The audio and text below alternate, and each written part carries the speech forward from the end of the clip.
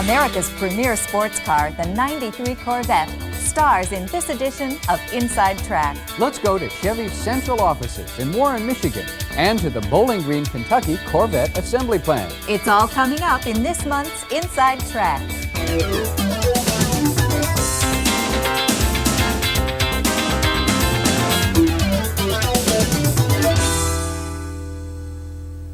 Hi, welcome to Inside Track. I'm Kay Christ. And I'm Art Fox. This month, Inside Track features the '93 Corvette, an American legend for 40 years. To get the story on Corvette quality and technology, we take you to GM's Warren Tech Center and the Bowling Green Assembly Plant.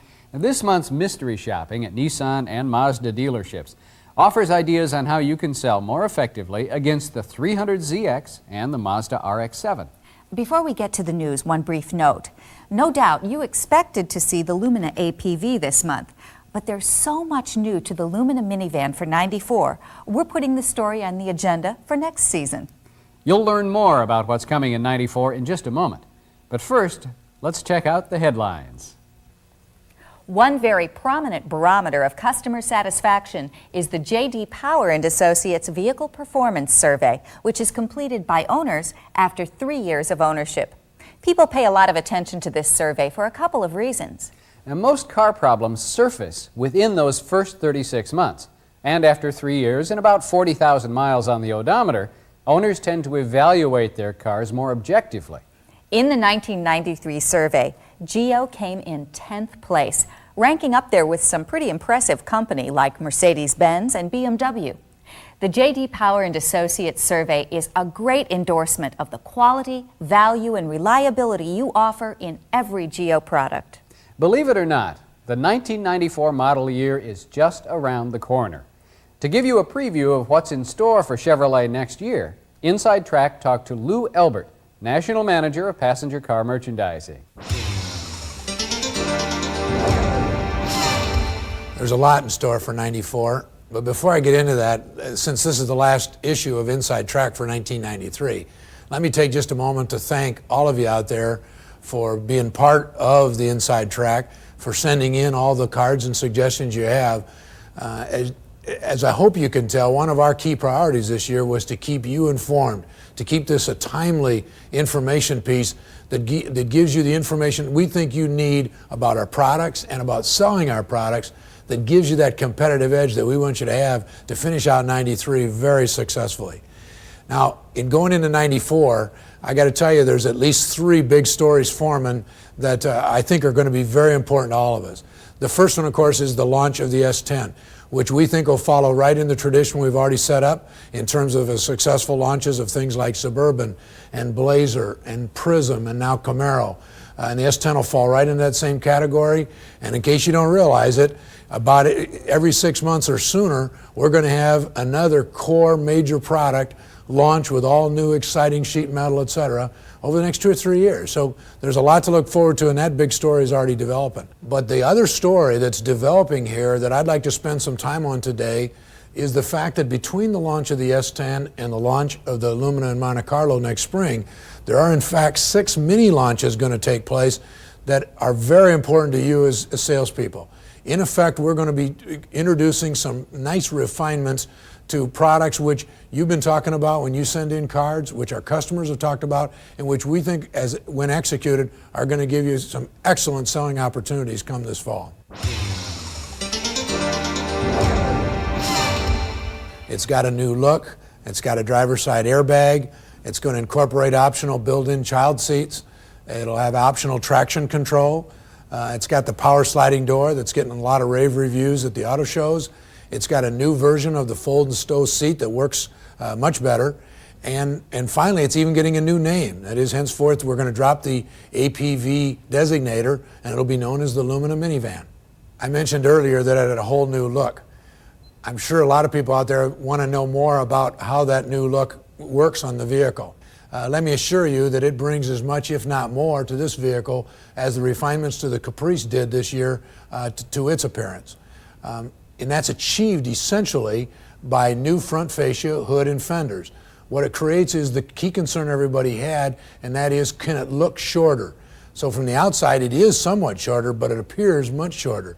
And then with the refinements to the instrument panel sitting on the inside, it feels and experiences to be much shorter as well. Overall, we think it's going to respond to all the questions and recommendations that you've sent in as well as customers over the past couple of years. There's a lot happening with Caprice, and it's certainly our second mini launch to talk about. First of all, we're gaining some momentum here in 1993. And in recent 10-day periods, as much as 20s and 30s and 40% increases in sales, which says there's some momentum building. We're thinking with some additional refinements that we're going to be introducing this fall, we can bring this car back up to the levels that everybody wants to see it deliver. First of all, it's going to get a passenger side airbag. It's going to get a full floating driver's side airbag, which is similar to the one on the Prism. It's going to get a new powertrain, a 4.3 with a 4-speed electronic transmission. And then, of course, a redesigned instrument panel to accommodate the airbag, but also provide new gauges, controls, and switches, and a refreshing, a new look. And then finally, we'll add the passkey system for more security, not unlike the one in the Corvette and Camaro. Overall, we think this refinement package can bring that Caprice up to even better levels than what you right now are delivering on the car out there for us. There's a lot new in the Corvette as well, and it certainly qualifies as another mini launch. In the high sport market where Corvette competes, it's important that each year we have something exciting to talk about with this car. This past year, the 40th anniversary car has been a big hit, and combined with our sales efforts this winter, our sales are up considerably in a market that's off considerably. And so the momentum going into the fall is great, and it's a perfect time to introduce yet some more innovations onto this car. For 1994, we're going to be announcing essentially an all-new interior. A great new instrument panel that's smoothed out and refined, and which allows for a passenger side airbag, some new plusher carpeting, some redesigned seats, and some new symmetrical door trim panels. And then finally, for the roadster lovers, there's a new heated glass backlight that's going to make for some real excitement on this car as we start out in 1994. Yeah, I think probably mini launches 4 and 5 would qualify as sleepers. The first one's the Beretta. What we're going to do with the Beretta next year, and there's still part of this under development, but essentially we're going to introduce a Beretta Z26, which in essence is a combination of the best elements of what previously was called a GT or a GTZ. So we're combining this into a Z26, which will have a quad 4 and a 5-speed standard, and then a 3.1 V6 with a 4-speed automatic available to appeal to a lot wider market. We think the Z26, with a little promotion behind it, is going to be real exciting for customers out there. And then number 5, if you could call it that, is a Geo Tracker. We're going to put a lot more push behind Tracker in the coming year. We're going to be introducing a new sporty, youthful type interior into the car that makes it seem like we're giving it a whole new interior. And then finally, on the convertible top, we're giving it also a color-keyed appearance, which will coordinate with a lot of the graphics that people are finding help sell them much better than just the standard white and black. I can't say that it's the best for last, because after all, each one of these 6 cars serves a very important market. On the other hand, they also form together the arsenal that we're going to need to get off to a strong selling start in 1994. But the Camaro convertible is going to be exciting. And we think this fall it'll serve to kick Camaro into what we're calling the 3rd gear of its launch. I say 3rd gear because we're in 1st gear right now. We're off to the ramp up and getting the launch underway. Secondly, in late May at the Indy 500, where it's going to serve as the pace car for the record 4th time, and we do the pace car reunion for all the Camaro enthusiasts out there. We think that'll bring it into 2nd gear. And oh, by the way, just as Camaro is starting to reach full stride, there's this thing called Mustang that's going to try to launch itself into the marketplace in December.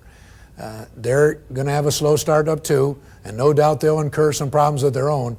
We think with the momentum we're going to have going on Camaro, we're going to give them a few more to think about.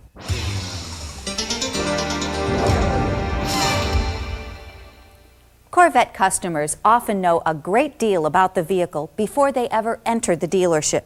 which means that you've got to be up to speed when it comes to explaining and demonstrating Corvette's many safety, performance, appearance, comfort and convenience, and easy-to-own features. Let's go to space to learn more about what Corvette offers in 1993. The automatic slip regulation system, or commonly called ASR system on the Corvette, primarily keeps the rear tires from spinning when you don't want them to spin. Let's say you have some ice on one side of the car, dry pavement, or snow on the other side of the car. When you go to accelerate, one of those tires will start spinning, the one on the ice typically. This system controls that tire by applying the brakes a bit, and it helps to slow that tire down and actually gets more torque to the tire that has good traction, and the car will accelerate a lot better. One of the components of the ASR system is this throttle relaxer that you see under the hood here. When the system senses that the rear tires are spinning up, first it reduces the spark in the engine to reduce the torque, but then this throttle relaxer actually closes the throttle back down. You're trying to push it open with your foot, but the ASR is pulling that back, and you'll feel the vibration in your foot, and that reduces the torque and keeps the rear tires from spinning and going out of control. There are occasions on the Corvette where you might want to shut off the ASR system. One of those would be if you're in deep snow or deep mud and you actually need to spin the tires to get out of being stuck. You need to shut the system off because it won't allow the tires to spin, and they need to dig through the snow and get down to some good traction. The ABS on the Corvette is a system developed for us by Bosch. It is a four-wheel system, front and rear. The system actually pumps through a series of solenoids and a hydraulic motor behind the driver's seat.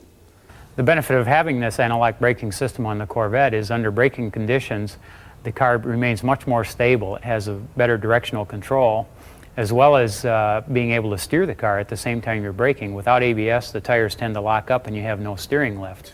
This is the airbag of the 1993 Corvette. You must remember, to be fully effective, you must wear the shoulder harness seatbelt assembly in conjunction with the airbag for full safety. For the performance enthusiast, the Corvette has another feature with their seatbelt system. It has a cinch feature, which you can lock the belt down on your lap for more positive control when you're in a high-performance driving application.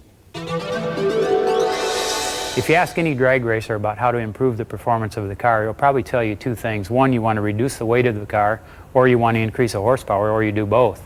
In the Corvette, we use a lot of aluminum components and composite components to reduce the weight and control the weight of the car. And also in the LT1, we've improved the horsepower from 245 on the previous standard engine up to 300 horsepower. So we've done really both to improve the performance. The Corvette LT1 really shines on when entering an expressway on an acceleration ramp. You have more responsive power where you can safely blend in with traffic at high traffic speeds. One of the unique things on the LT1 that's a lot different than the L98 is the use of a composite rocker cover. The previous engine used a magnesium rocker cover. The composite cover is very effective at reducing the noise. We use a lot of aluminum components on the LT1 engine. One of them you can see right here is the intake manifold. The throttle body is also aluminum. The heads, of course, which you can't see underneath the composite covers, are aluminum. And that is primarily done for weight savings. It improves the performance of the car to reduce the weight. With the 300 horsepower of the Corvette LT1, in city driving, average 7 miles to the gallon as well as 24 miles to the gallon on the highway, you get the best of both worlds and a fine compromise between power and performance. The suspension on the Corvette is an SLA, or a short long arm on the front, and an independent rear. You'll see a lot of use of aluminum components and plastic components like the fiberglass spring, as well as hollow components like the stabilizer bar. The primary purpose there is to reduce the weight of the suspension. One, it helps the car's performance because you're lightening up the whole car, and the other, it helps to keep the tires flat on the road. When you have an independent suspension, it's much easier to control the camber change on the tire. So when you're cornering and the car's leaning over a little bit, the suspension compensates for that by straightening up the tire and keeping it nice and flat to the ground. One of the things Corvette's never had to apologize for is tires, and certainly the current Corvette is no different. It's got 255 17s in the front and 285 17s in the rear. It's a very wide tire, a lot of tread on the road. It's a very low aspect ratio tire, low profile tire, which means excellent handling. You'll notice the tread design is directional. That means we get a little bit better wet traction when we run one direction versus the other. You'll notice that the tread design is asymmetrical. It's different on the inboard side than the outboard side. This also complements the traction. The selective ride system on the Corvette is very unique in that at low speeds, no matter which setting you have it in, the car can ride very soft around town where you don't really need much control. The beauty of this system is as you increase the speed of the car, the system automatically adds control or stiffness to the shock absorber. And how much stiffness you want depends on which setting you set it in, what your own preference is. In the tour mode, it softens the ride up enough for the Corvette owner to be fairly comfortable, yet keep the car stable in the pitching and the yawing going over these roads. Once we get out on a smoother part of the road, we can step it up to the top of the line to the performance mode, where the car will stiffen itself up through valving of the shocks and actually give a more positive feel of stability on the road. Most people come in and buy the Corvette because of the appearance, is because the Corvette does make a statement. Most people have wanted a Corvette all their lives and they've dreamed about Corvettes, and it's the only true American sports car. One of the unique features of the Corvette is the clamshell hood. It's very much like a racing car. When you go to the racetrack, you'll see the whole front end of the car come off and you can see all the beautiful hardware pieces that are there under the hood. The Corvette is very much like that. You get to see all of the beautiful aluminum components, the nicely painted shock absorbers, control arms, and everything that the car has. And it really looks like a race car and lets you get right in there with the hardware where you can see it up close. You've never seen a rusted out Corvette because it has an SMC body on it. But in addition to that, if you look underneath, the Corvette has galvanized frame, has extensive use of aluminum, the fasteners are protected, et cetera, et cetera. So you really need to feel confident to tell a customer that he can drive this car any season he wants, summer, winter, spring, or fall. The driver's compartment is like a jet fighter. It's very driver friendly, all the features close at hand while driving the car, including the Driver Information Center, which provides system information such as ABS, airbag, ASR, tire pressure, and low oil, etc. Even at highway speeds, the low tire pressure warning system works to let the driver know that he does have a low tire. Running on a low tire could overheat the tire and eventually cause a blowout. Another feature that the Corvette comes standard with is the tilt wheel that's there to help you get fitted to the car properly. It's a feature that's not even available on the 300zx Nissan. One of the features of the Corvette is the passkey system. The passkey has this chip. This is the chip that allows your engine to start only with the correct code. Without the ignition key, with this value, the car will not start and the thief cannot drive the car away. PKE, which is passive keyless entry, is different from any other keyless entry system you or your customers may be acquainted with in that it is passive. There is no action required from the driver. It consists of a transmitter that automatically will lock and unlock your doors when you get within 5 to 7 feet away from the vehicle. There's over 1 million combinations of these, so you need not worry about you having your neighbor's key fob, let alone a burglar having your key fob. Corvette buyers sometimes find that the payment is out of range, so what the Smart Lease does is it brings that note down and puts it well within their pocketbook. You flip him over to a Smart Lease and you find that it can drop his monthly note 25–30%, and all of a sudden he's found himself driving a Corvette. So it makes a big difference. Again, getting him excited because he can have a nice American sports car for a lot less money than he anticipated. Corvette has had a strong following for 40 years, and the 1992 and 93 early buyer studies indicate that Corvette quality is better than ever. To learn more about Corvette's continuous refinement, Inside Track went to the Bowling Green assembly plant. What we're really trying to do is refine and improve the car so it's unquestionably the best high sports vehicle in all the world. We feel we've made some dramatic improvements, but have a long way to go, because if you're trying to make a perfect car, you're never satisfied with a car that you're building today. You're always trying to improve it tomorrow. And we have formed what we call a Quality Focus Now activity, all driven by the staff. Every staff member is a champion of one of 16 Quality Focus Now activities. The groups are comprised of multidiscipline people from production engineering, product engineering, development, quality, etc. We look at things like dealer reports. We look at warranty. We look at customer surveys that we receive back from customers who purchase our cars. We actually put a letter in the glove box We also talk to owners of our Corvettes who have come through on tours, and we assure them that we are interested in addressing those concerns. For example, is that water leaks has been a problem for a long time on our car. Today, we've had a quality focus group in, and that's working on improving water leaks. We've installed a high-pressure booth that's twice the specifications of a normal water test. We've gone from a 4-minute soak to an 8-minute soak, and really trying to force the diagnostics of where the cars are leaking. If you look at warranty, we made about a 50% improvement in warranty, and also feel that we're starting now to really understand the dimensions of the car that has significant impact on water leaks. We're also making some dramatic improvements in the paint quality. We modernized the major paint booth in the paint shop, where we're now using electric robots instead of hydraulic robots that put a more even coat on the paint. With our dual head spray guns, the fact that we have 4 arm path robots now versus the 6 that we had in the past, we've eliminated the need for hand pickup sprayers, interim between base and clear coats, and we've seen a vast improvement in first time quality. Now what it does for the customer in terms of satisfaction is it improves the orange peel level, makes the finish a lot slicker, it improves the gloss and the distinctness of image of our product, and things that we have realized through our customer feedback surveys that they are beginning to show that the things we're doing, we're moving in the right direction in terms of customer satisfaction. We've seen about a 10-point shift in excellent votes since we activated the new booth. So we're real encouraged from that end. We're also making a lot of effort in improving the squeaks and rattles.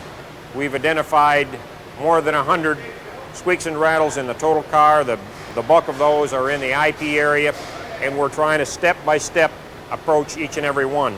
Well, the squeak and rattle track here at the Corvette plant is kind of unique. We have a bump track that's real similar to other plants, and we drive 100% of our cars down that bump track. But we also have a twist track where we twist the car through it. It torques the car, gives a reading there.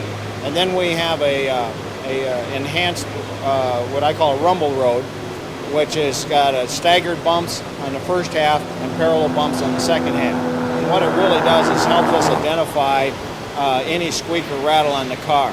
One of the things that we found is very useful to us, we just recently purchased what they call a chassis ear. It's a set of earphones that you put on, and then you've got 6 probes that you put and you locate in the car where you think a noise is. And it helps you zero in on where the sound is. And you keep moving the probes until you get closer and closer. We want a quiet car going out of here. We think we've got the quietest Corvette in the history of the Corvette right now. But we're constantly making improvements and looking at ways to improve things. The people in Bowling Green are outstanding. They're highly motivated, highly focused. They enjoy the car. They enjoy the excitement of the Corvette. When the car gets to me or to our line here, the car should be ready to go to the customer at the standard, the way we want it, a perfect car. If the car, when it leaves me, is the way it ought to be, and it goes to one more last check, called a containment area. Containment area is responsible to take one final look at the car, again, to ensure that it's up to our standard, and when it goes to the customer, that it's the best that we can give them. You know, we're always looking for the voice of the customer. So the only way you can get the voice of the customer sometimes is you have to give them the ability to contact you, give you a phone number. What we have in the Corvette Action Center is we have set up an operation that allows us to talk directly to our customer. If any owner has a question or a concern about the car, they can call us right here at the factory and talk to technicians that have actually worked on the car and know the mechanics of the car, and also to the engineering group. And we also talk with dealer technicians, and we encourage dealer technicians to call us if they have something that they aren't sure about, or they have any concerns. Our primary goal in life is to satisfy the customer. Obviously, Corvette is a great, it's Americana. It's a car that people love to come and see. We're open for tours every day. Twice a day we have hundreds of people come through the plant. As a matter of fact, we're one of the major tourist attractions in the state of Kentucky. We're open to any dealers, any salespeople, anybody that want to come in and tour the plant, look at our process. We would welcome you to come in and do that. All they need to do is pick up the telephone and call area code 502-745-8419 and indicate that they wish to do so, and we would be glad to accommodate. Corvette buyers are a special breed. People who are looking for a classic blend of knock-your-socks-off performance and high technology.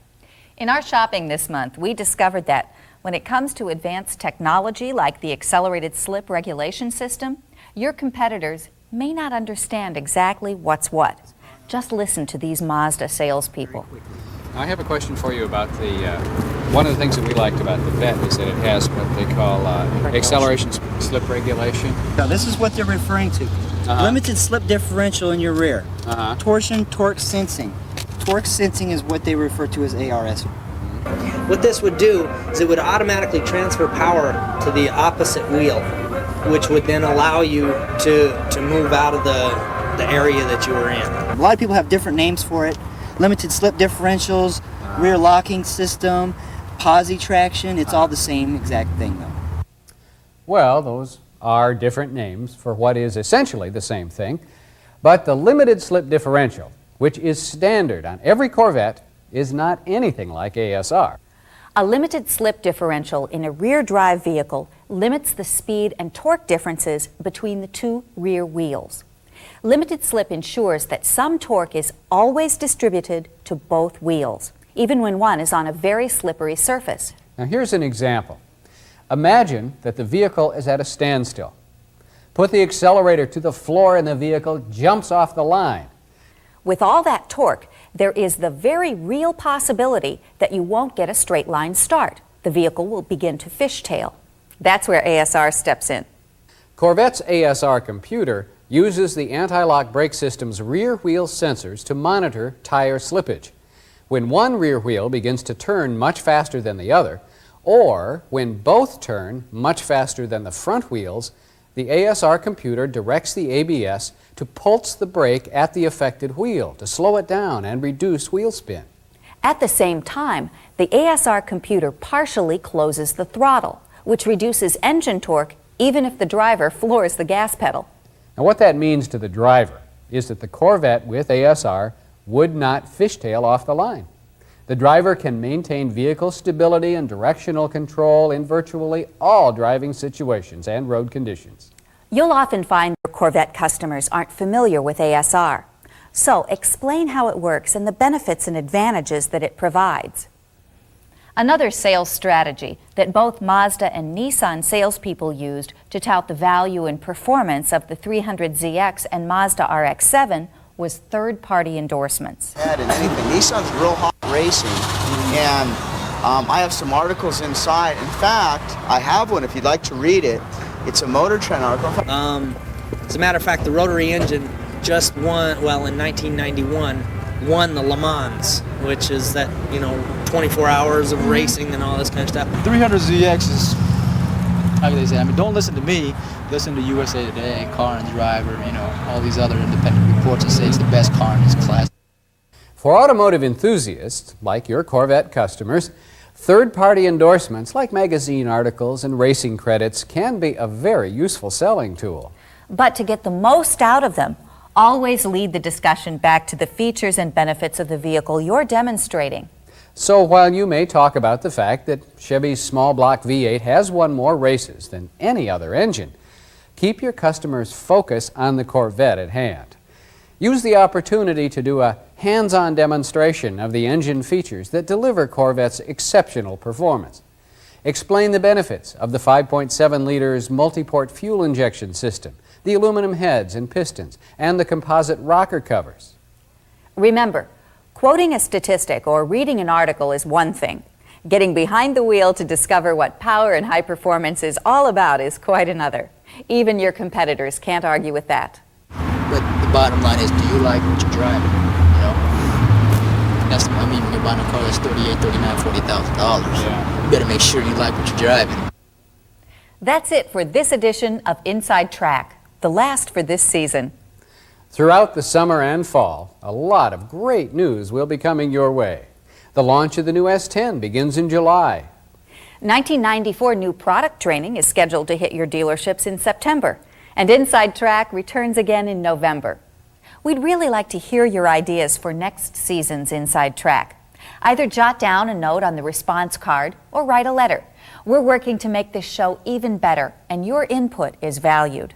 Inside Track had 200 prize winners in our monthly giveaway, including Pete DeBono of Circle Chevrolet in Trinidad, Colorado, and Robert Burdick of Holst Motors in Hales Corners, Wisconsin.